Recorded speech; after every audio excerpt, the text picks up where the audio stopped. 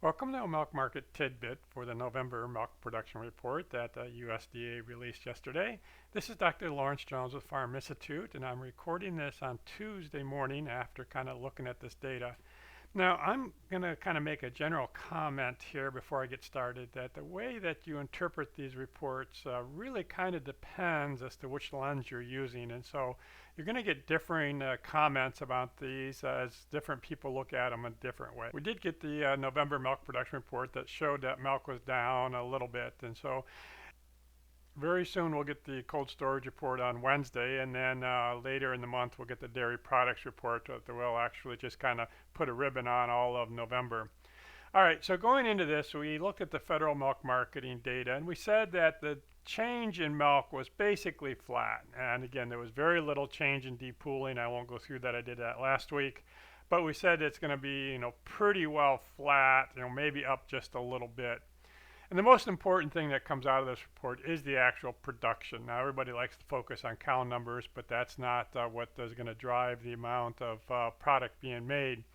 So when we look at this, probably the milk production report came in just a little bit lower than we had thought, and it came in basically, at 100.04% of last month. So let's look at how they normally have come in. And again, normally November compared to October would be about 100.1. So very, very similar. So no big surprises. Now, it is true the last couple of months, have been below the trend line. So that's the bigger issue is will this continue on down below the trend line? Or as time comes on, as it has happened numerous times here, is kind of come back. We did have that outlier in 2020. Then we came right back to that trend line. So we have to see. But again, this trend line is largely cow numbers as well as more milk per cow. Tied into production is going to be components, because the more components we have, the less actual production we need. And again, from the federal milk marketing data, we said it's going to come in very strong at about 4.28. And if we look at the projection, again, this has been straight up. Here's our seasonal adjusted number, about 4.28. So we're expecting very strong fat percentage. And we won't know that until we get the egg prices later in the month here. All right, so now comes cow numbers. And so these are coming down. We actually have a 8-month contraction of about 84,000. But again, that number up there is probably not real. We're about 44,000 below where we were last year at this time. And so when I look at this, I'm not quite sure, what I'm seeing, because again, we have some very, very low slaughter numbers. And so you can say, well, I just don't believe these slaughter numbers. These are all down in the 50, 55s, had a significant drop down at Thanksgiving. This would suggest that cow numbers should be coming up. But on the flip side of this, we may have a really short number of heifers. So, it's hard to know what's going to happen with cow numbers and how important they are. But overall production was actually about where we expected it to be.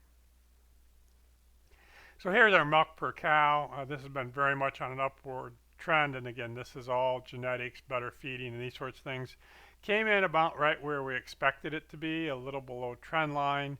But that trend line's been down here. And again, we had a little bit of that, back in here and a couple different other times.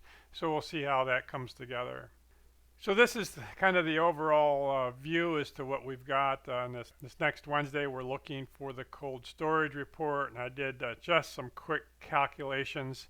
We've got basically flat production from last month. We're going to look at about 63.8% of the milk going into cheese, not a big difference, which is going to give us just a very similar amount of cheese.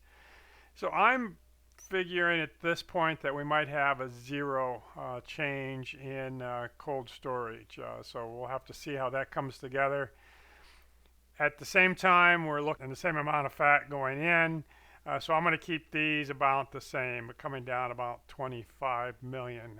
So again, we'll know a lot more on the cold storage report. This is a very active week. We've got the global dairy trade going on as I'm recording this. We should have that data soon. National Dairy Sales Report on Wednesday with the advanced prices, and then the cold storage report on Friday.